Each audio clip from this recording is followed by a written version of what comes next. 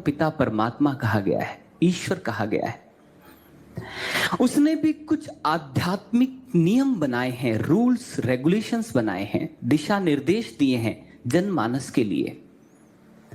क्या हम उनका चिंतन और मनन कर पाते हैं? जब हम आध्यात्म क्षेत्र में उतर ही चुके तो क्यों ना हम उस सबसे बड़ी सरकार के निर्देशों का पालन भी पूरी शिद्दत से करें। तभी हम अपने जीवन के जन्म जन्मों के भारी कर्म संस्कारों की महामारी से और प्रताड़ना से मुक्त हो पाएंगे, बच पाएंगे। तो आवश्यकता है एक भक्त के नाते, एक साधक के नाते हम अपनी आध्यात्मिक मृत्यु के प्रति भी सचेत रहें। पता नहीं कौन सा कर्म संस्कार हमारे को आध्यात्मिक मृत्यु की तरफ ले जा सकता है। इसलिए सतत सुमरन का अभ्यास करते रहें। सुमरन करने के बाद व्यक्ति को साधना का महत्व पता लगता है, साधना शुरू होती है उसके जीवन में। जो व्यक्ति ये कहते हैं कि मैं सुमरन तो हमेशा करता हूं पर मेरा साधना में मन नहीं लगता, तो वो व्यक्ति सत्यभाषित नहीं है। जो व्यक्ति सुमरन को समझ जाता है, जान लेता है अपने जीवन में, उसकी साधना फलित होती है, उसकी साधना दृढ़ होती है, बलवती होती है, जो समाज के उत्थान में योगदान देती है। तो अगर हम साधना को श्रेष्ठ स्तर तक ले जाना चाहते हैं तो सर्वप्रथम सुमरन को समझना है। जब हम साधना को समझ गए तो उसके बाद सत्संग में जो दिए गए विचार हैं उनकी महत्ता हमें समझ आनी शुरू होती है और अपने प्रति क्या दायित्व बोध बनते हैं वो हमें पता लगते हैं। अन्यथा सत्संग सुनते हुए कितना समय बीत जाता है, व्यक्ति सत्संग सुनाने भी लग जाते हैं, रट जाती हैं सभी बातें, पर जीवन में लेश भर परिवर्तन नहीं होता। क्यों? मात्र उसे सुना है, धारण नहीं किया है। क्यों? क्योंकि साधना नहीं थी। तो ये चारों आज्ञाएं आपस में जुड़ी हुई हैं, तभी व्यक्ति सेवा कर पाता, सेवा के महत्व को तभी समझ पाता है, नहीं तो वो एक कार्य की तरह इन सेवाओं को पूरा करता है। जब व्यक्ति सत्संग के श्रेष्ठ विचारों को सुनता है तो सेवा का महत्व पता लगता है, और जब व्यक्ति सेवा के महत्व को जानता है और जीता है तो वो गुरु को मनुष्य नहीं, भगवान साक्षात सर्वे सर्वा जानते हुए उनका दर्शन करता है। अन्यथा बहुत सारे जीव जंतु भी हैं और मानव भी हैं जो गुरु को देखते हैं। गुरु को देखना भर और गुरु का दर्शन करना, दोनों में बहुत भेद है, बहुत अंतर है। जो दर्शन करता है वो गुरु से दर्शन का लाभ प्राप्त कर पाता है, पर जो देखता भर है वो तो अपने कर्म भी बना लेता है कई बार गुरु को देखकर। महाराज श्री जब आसन पर विराजमान होते हैं और कोई आगंतुक मिलने उनसे आते हैं तो संदेश भिजवाया जाता है, महाराज श्री ऐसे ऐसे फला व्यक्ति आए हैं, आपका दर्शन चाहते हैं। महाराज श्री कहते हैं उनको बोलो दर्शन हो गया, वहीं से प्रणाम करके जाएं। तो वो व्यक्ति काफी देर इंतजार करते हैं, फिर भी महाराज श्री दर्शन नहीं देते, उन्हें आशीर्वाद देकर ही भेज देते हैं। एक बार महाराज श्री ने बताया कि जो लोग यहां पर आते हैं वो सभी लोग दर्शन करने नहीं आते, उसमें से कुछ ही लोग होते हैं जो हमारा दर्शन करने आते हैं, अन्यथा बाकी लोग तो हमें देखने आते हैं, यहाँ की व्यवस्था देखने आते हैं। और इस देखने में और इस व्यवस्था के देखने में वो भारी कर्म भी बना के लेके चले जाते हैं। तो इसलिए हम उन्हें दर्शन ही नहीं देते, क्योंकि उसी में उनका कल्याण है। तो अगर हम गुरु को प्रसन्न करना चाहते हैं और अपने शिष्य धर्म को पूरा करना चाहते हैं, तो हमें जो स्तर बनाया है आध्यात्म का, सीक्वेंस बनाई है, उस सीक्वेंस से ही अपने जीवन को चलाना होगा, तभी हम लाभान्वित हो पाएंगे। सुमिरन जब हम अपने जीवन में अनेकों कार्य कर रहे होते हैं, तो उन कार्यों के साथ सामंजस्य बिठाकर किया जाता है। साधना एक निश्चित समय पे की कर सकते हैं, सुबह, शाम, दोपहर, जो भी आपने निर्धारित किया है। हमने निर्धारित किया समय अपने लिए, परंतु बाकी का जो समय है, उस समय में हम अपने मन को खुला छोड़ देते हैं, और मन का जो वाहन है वो है अस्थिर श्वास। मन अस्थिर श्वासों पर आरूढ़ होकर अनुचितता को हमारे हृदय में लाता है। विचार, दृश्य, घटनाएं अनेकों रूप से। तो अगर हम अपने प्राण को स्थिर कर दें तो मन जा नहीं सकता कहीं पर भी अनुचितता को ग्रहण करने। बाकी हमारे जन्म जन्मों के जो संस्कार बाधा डालते हैं इस कार्य में, इस प्रणाली में, उन जन्म जन्मों के संस्कारों का प्रभाव भी तभी होता है जब हमारा श्वास उस आदि नाम से जुड़ा नहीं होता। तो इसीलिए संत महापुरुष कहते हैं, आठों पहर उसका ध्यान किया जाता है। संत महापुरुषों का मत है कि एक पल का प्रमाद भी भक्ति की पराकाष्ठा से पतन की खाइयों में गिराने के लिए पर्याप्त है। एक पल का प्रमाद। तो हम तो अपने मन को सुबह की साधना और शाम की साधना के बाद खुला छोड़ देते हैं अस्थिर श्वास पर आरूढ़ होने के लिए, और जन्म जन्मों के भारी संस्कार जो अभी कटे नहीं, नष्ट नहीं हुए, वो जब घटित होते हैं तो हम इस मार्ग में रुक जाते हैं। महाराज श्री से किसी ने पूछा, महाराज श्री ऐसा क्यों होता है कि बहुत से व्यक्ति इस मार्ग की शुरुआत तो करते हैं पर वो अंत तक नहीं चल पाते? महाराज श्री कहते हैं, वो अपने जीवन में नियमों और आदर्शों से बंध के नहीं चलते, अनुशासित जीवन नहीं जीते। वो अपने मन को स्थिर अवस्था में रहकर इस मार्ग पे नहीं चलते। इस वजह से उनका पतन हो जाता है। भगवान श्री कृष्ण भी भगवत गीता में कहते हैं, इस ब्रह्म ज्ञान को हजारों लोग प्राप्त करेंगे, कुछ ही इसे समझ पाएंगे, कुछ चलेंगे, और अंत तक बहुत कम ही लोग पहुंचते हैं। कारण, क्योंकि मनुष्य ने उतना महत्व नहीं दिया इस मार्ग को जितनी आवश्यकता थी। तो हम ऐसी भूल ना करें। बुद्धिमान व्यक्ति वो नहीं होता जो स्वयं की गलतियों से सीखता है। बुद्धिमान व्यक्ति उसे कहते हैं जो दूसरे की गलतियों से भी सीख लेता है और आगे बढ़ता है। तो हम अवश्य ऐसे ही साधक बने जिनसे गुरु प्रसन्न हो। जब एक योद्धा रणभूमि में जाता है तो वो खड्ग के साथ साथ अपनी ढाल भी लेके जाता है। ये ज्ञान का पथ भी एक रणभूमि के समान ही है। इसमें अंदर के शत्रुओं से लड़ा जाता है, बाहर के रणभूमि में बाहर के शत्रुओं से। अब इस रणभूमि में ढाल लेनी है सुमरन की, और ज्ञान खड़ग से चलते जाना है।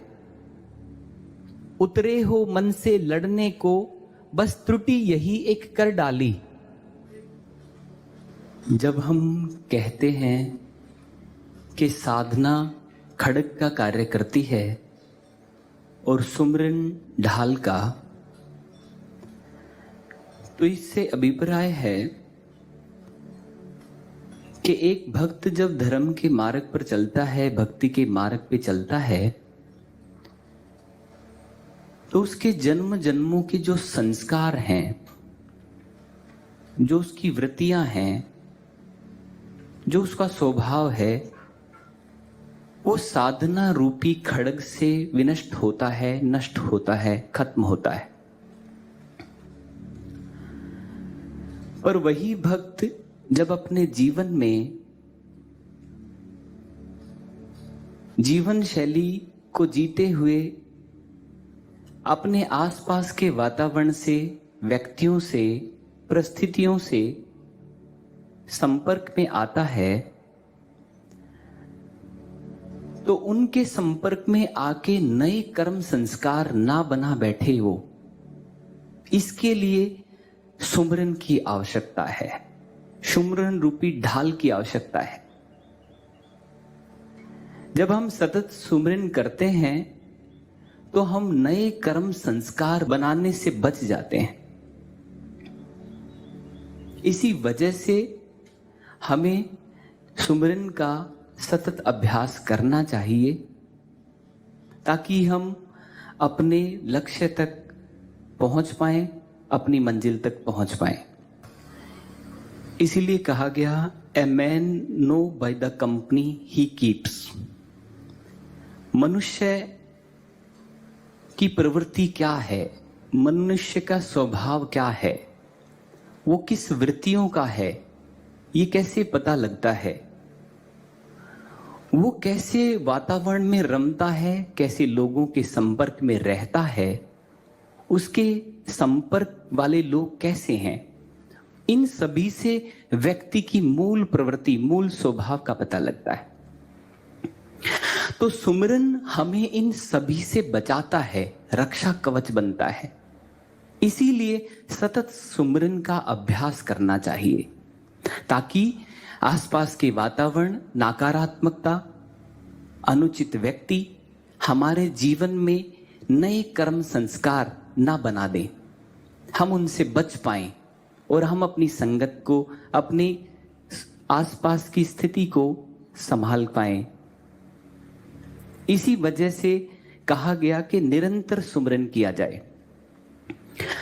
जब ब्रह्म ज्ञान की दीक्षा हमें प्रदान की गई तो हमें कहा गया था कि निरंतर सुमरन करना है। पर एक साधक देखता है कि उसका जीवन जैसे पहले था वैसा ही है, कोई आध्यात्मिक उन्नति नहीं हुई है। तो ऐसी स्थिति में वो चिंतन करता है, मनन करता है कि कमी कहां रही।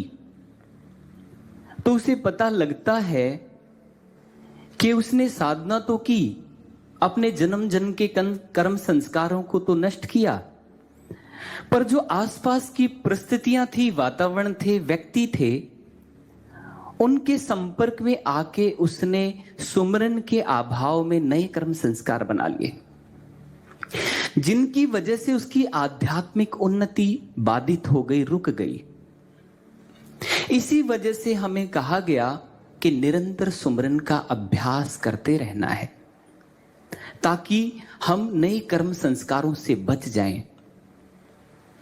अगर हम उस क्षण से सुमरन का अभ्यास नहीं कर पाए तो उसके लिए क्षमा याचना, हे गुरुदेव हमें क्षमा करना,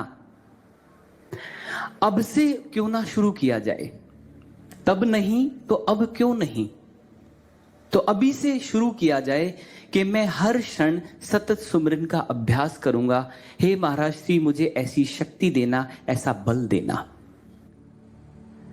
अगर हम इस मार्ग पे उतर चुके हैं और मन के विरुद्ध युद्ध छेड़ चुके हैं, तो हमें सुमरन सतत करते हुए एक विजय योद्धा बन जाना है। महाराज श्री भी कहते हैं, चोट के भय से, गिरने के डर से कहीं रुक मत जाना, क्योंकि मैं तुम्हें विजय योद्धा बनाना चाहता हूं। तो वो तभी संभव होगा जब हम निरंतर सुमिरन का अभ्यास करें। तो हमारे जीवन की जो भी बाधाएं हैं, हमारे जन्म जन्मों के जो भारी संस्कार हैं, वो हमें रोक नहीं पाएंगे, हम आगे बढ़ जाएंगे। जब हम ये अभ्यास कर रहे होते हैं सुमिरन का,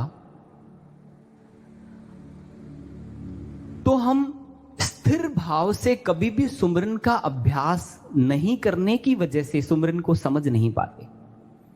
हम कुछ क्रियाओं के साथ, हम कुछ कार्यों के साथ सुमिरन का अभ्यास करने लगते हैं प्रारंभिक अवस्था में। पर संत महापुरुष कहते हैं सुमिरन इतना सूक्ष्म है कि या तो आप कार्य ही कर पाओगे प्रारंभिक अवस्था में, या सुमिरन ही कर पाओगे। तो इसलिए संतों का मत है कि सुमिरन को एकांत में बैठकर समझा जाए कि ये सुमिरन हमारे शरीर में क्या क्या परिवर्तन लाता है। जब हम इसको धारण करते हैं, आदि नाम के साथ जोड़ते हैं अपने प्राणों को, उच्छ्वास और निश्वास को, तो हमारे शरीर में क्या परिवर्तन आते हैं। हमारे मस्तक के बीच वाले स्थान को, भ्रुकुटी द्वार को, आज्ञा चक्षु को जब हमारा प्राण छूता है, तो वहां स्थित अव्यक्त ब्रह्म हमारे उस प्राण को दिव्य बना देते हैं, दिव्यता भर देते हैं उसमें। और वो प्राण जितना समय यहां पर रहता है, उस दिव्यता से सराबोर रहता है। दोबारा से फिर उस सुमिरन को हम ग्रहण करते हैं, तो इस ऐसे ऐसे आने और जाने से एक घर्षण उत्पन्न होता है। हमारे शरीर की मुख्य नाड़ियों में से एक नाड़ी, जिसे सुषुम्ना नाड़ी कहा जाता है, ईड़ा, पिंगला और सुषुम्ना। सुषुम्ना नाड़ी हमारे सभी चक्रों के मध्य से मूलाधार और ब्रह्म रंध्र तक जुड़ी हुई हैं। जब एक सामान्य व्यक्ति श्वास लेता है जिसे ब्रह्म ज्ञान की दीक्षा प्राप्त नहीं हुई, तो वो ईड़ा नाड़ी से लेकर ईड़ा पिंगला नाड़ी से छोड़ देता है, या पिंगला नाड़ी से लेकर ईड़ा नाड़ी से छोड़ देता है। उसका श्वास रत्ती भर भी सुषुम्ना में प्रवेश नहीं करता। क्यों? क्योंकि उसे खोला ही नहीं गया है। वो तो गुरु की दया से और कृपा से खुलती है। हृदय ग्रंथि विवेधनी, हृदय की ग्रंथि को जो भेदन कर देते हैं, वही है पूर्ण सद्गुरु। सुषुम्ना नाड़ी को ही हृदय ग्रंथि कहा गया है। जब ये हृदय ग्रंथि खुलती है, इस आज्ञा चक्र को आध्यात्मिक हृदय कहा गया। तो हमारे सभी चक्रों के मध्य से ये सुषुम्ना नाड़ी गई हुई है, और जैसे ही हम प्राण को खींचते हैं, तो उसमें आदि नाम का स्पंदन हमारे सभी चक्रों में आने, उच्छ्वास और निश्वास के माध्यम से एक घर्षण उत्पन्न करता है। जिस घर्षण की वजह से एनर्जी जनरेट होती है, फ्रिक्शन, फिर एनर्जी, और उसके बाद प्रकाश रूप में यहां पर दर्शन होना शुरू हो जाता है।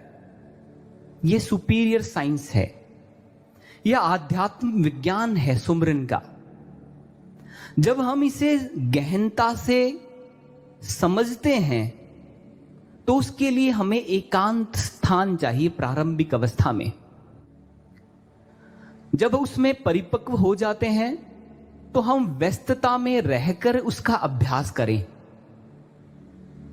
उसमें भी परिपक्व हो जाते हैं, तो हम भोजन ग्रहण करते हुए सुमिरन का अभ्यास करें, फिर शयन करते समय सुमिरन का अभ्यास करें। संत महापुरुष कहते हैं, हंसते हुए, खेलते हुए, खाते हुए, पीते हुए, सोते हुए मुक्त होता है वो साधक जो उस आदि नाम से जुड़ा होता है। और यह संभव तभी है जब हमने प्रारंभिक अवस्था से इस सुमिरन को समझा होता है। अन्यथा कुछ लोग श्वास भर लेना और छोड़ना ही सुमरन जानते हैं, पर महाराज श्री कहते हैं ये सुमरन की वास्तविक पहचान नहीं है। सुमरन एक शक्ति का नाम है, एक दिव्यता का नाम है, वो भगवान का आदि नाम है। जैसे ही वो एक श्वास हम आधी ही श्वास लेते हैं तो हमारे शीश का भाग कंपाइंट हो जाता है, कंपन होना, वाइब्रेट होना शुरू हो जाता है। और जैसे ही उस आधे श्वास को छोड़ते हैं तो हमारा नाभि और मूलाधार चक्कर में एक वाइब्रेशन आती है, जिसको हमारा मन सहजता से स्वीकार करता है, उसके साथ जुड़ जाता है हमारा मन, और उससे जुड़कर वो दिव्य हो जाता है। ईड़ा पिंगला सुषमना तीना बसे एक थाई, वेणी संगम तहां प्रयाग, मन मज्जन करे तिथाई। वहीं पर फिर हमारा मन स्नान करता है और जन्मों जन्मों के उसके जो संस्कार हैं, उस पे जो कालिक मैल लगा है वो नष्ट हो जाता है, वो धुल जाता है। आंखों का कोई दोष नहीं है, हाथों का कोई दोष नहीं है, जीवा का कोई दोष नहीं है, हमारी 5 ज्ञान इंद्रिय और 5 कर्म इंद्रियों का दोष नहीं है। दोष हमारे मन का है, क्योंकि मन दूषित है, दूषित भावनाओं से, दूषित वृत्तियों से, दूषित संस्कारों से, चित्त में बैठे बैठे जन्मों जन्मों के कर्म फलों से। तो जब हम इस आदि नाम से अपने मन को जोड़ते हैं तो हमारा मन निर्मल होता है, और जब मन निर्मल होता है तो हमारी सेंसेस के थ्रू संसार में निर्मलता फैलती है, हम समाज को कुछ अच्छा दे पाते हैं। संत महापुरुष कहते हैं जो स्वयं नहीं बना वो दूसरों को क्या देगा। इसलिए अगर हम महाराज श्री को सच में प्रसन्न करना चाहते हैं तो सच में उनकी आज्ञाओं को शिरोधार करें, मूलभूत आधार से लेकर, तो हमारे जीवन में परिवर्तन आएगा। और परिवर्तन को मांगता है। अगर व्यक्ति में परिवर्तन नहीं तो संसार में परिवर्तन कैसे आएगा। तो हमसे आशा है गुरुदेव की कि हम में से सभी लोग परिवर्तित हों और समाज जल्दी से सुख और शांति को प्राप्त करें। महाराज जी का जो उद्देश्य है विश्व में शांति ब्रह्म ज्ञान से, वो संभव तभी हो पाएगा। एक बार महाराज श्री ने कहा बहुत समय लग रहा है अभी। पूछा किसी ने, महाराज श्री समझे नहीं हम। महाराज श्री ने कहा विश्व शांति में बहुत समय लग रहा है। फिर महाराज जी थोड़ा गंभीर हो गए। महाराज जी देखते हुए कहते हैं जो समक्ष बैठे थे, अगर तुम लोग अपने कर्तव्य का वहन ठीक तरह से करते, भली भांति करते, तो अभी तक विश्व में शांति आ जाती। कितना बड़ा दुख, कितनी बड़ी पीड़ा होगी जब महाराज जी ने ये वक्तव्य कहा होगा कि तुम लोगों ने अपने कर्तव्य का वहन ठीक से नहीं किया है, इसी वजह से देर लग रही है। तो हम एक सच्चे साधक का परिचय दें और गुरु के इस बताए मार्ग पर पूरी शिद्दत से चलें, पूरे एकाग्रता से चलें। सुमरन की बाधाओं के बाद जब हम चल रहे होते हैं तो हमें लगता है बहुत संघर्ष है, पर एक नाविक जैसे समुद्र में जाता है तो समुद्र की उत्ताल लहरें उस नाव को पीछे धकेल लेती हैं बाहर की तरफ। क्या वो अपना प्रयास छोड़कर अपनी नाव लेकर वापस आ जाता है? नहीं, वो दोबारा से प्रयास करता है, उन उत्ताल लहरों को चीरता हुआ आगे बढ़ता है, फिर भारी लहरें उसे उठा के बाहर फेंक देती हैं। वो फिर प्रयास करता है, इसी प्रयास में एक दिन उसे सफलता मिल जाती है और वो समुद्र के मध्य में पहुंच जाता है। समुद्र के मध्य में जाकर देखता है कि यहां तो शांत गंभीर स्थिति है, बिल्कुल शांत है समुंदर, क्योंकि मध्य में उताल लहरें नहीं हैं। बिल्कुल ठीक ऐसे ही जब हम इस सुमिरन का सतत अभ्यास कर रहे होंगे, चरणों के अनुसार, सीक्वेंस वाइज, तो बार बार हमारा मन उत्ताल विचार देकर अनुचित तरंगों के माध्यम से हमें पीछे की तरफ धकेलता है। हमारे जन्मों जन्मों के संस्कार, वृत्तियां जो हमारे चित्त में सम्माहित हैं, वो हमें पीछे की तरफ धकेलती हैं। पर एक सच्चा साधक जो गुरु से जुड़ा हुआ है, प्रार्थनारत है, प्रयासरत है, वो इन उत्ताल लहरों से चीर कर समुद्र के मध्य पहुंच जाता है और वहां जाकर उसे शांति है। तभी संत महापुरुषों ने कहा, राम मेरा काम करे मैं करूं विश्राम। उस समय की घटना है वो, प्रारंभिक नहीं। प्रारंभ में तो जूझना पड़ेगा मन के साथ, विचारों के साथ, वृत्तियों के साथ, संस्कारों के साथ। जो तो हम इस जूझने में प्रार्थनारत रहे और सतत प्रयासरत रहे, तो हम इन कठिनाइयों को पार कर जाएंगे। तो हमें इस तरह से सुमिरन का अभ्यास करना चाहिए अपने जीवन में। तो ये फिर संघर्ष ना लगकर सरलता में परिवर्तित हो जाता है। हम अपना कितना कीमती समय, अपना आकलन करें हम स्वयं का, हम कितना अपना कीमती समय व्यर्थ की बातों में, व्यर्थ की चर्चाओं में, व्यर्थ के कार्यों में गवा देते हैं। जिस एक श्वास की कीमत 3 लोक कहा गया, श्वासा वृथा जात है 3 लोक का मोल।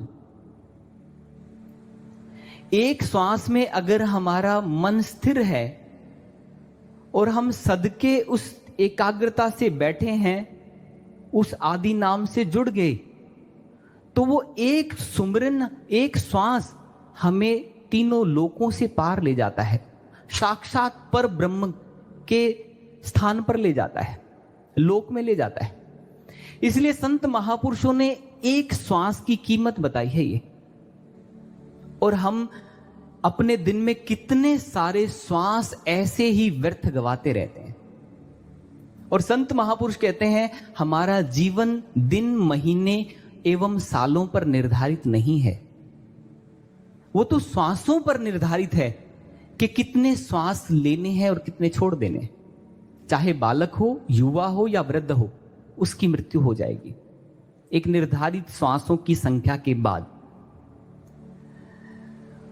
तो हम अपने हर श्वास में सुमिरन कर पाएं, ऐसी प्रार्थना करें, ऐसा प्रयास करें, तभी गुरुदेव प्रसन्न होंगे। गुरु को कितनी पीड़ा होती होगी जब हम व्यर्थ में, बातों में, चर्चाओं में, व्यर्थ के कार्यों में अपने श्वासों को गवा रहे होते हैं। इस दृष्टांत से समझ सकते हैं। एक बार सर्वश्री आशुतोष महाराज जी इसी दिव्य धाम की पावन भूमि पर प्रातः भ्रमण के लिए निकले और भ्रमण करते करते महाराज Shri sanitary pads and over 5,000 products delivered in 10 minutes.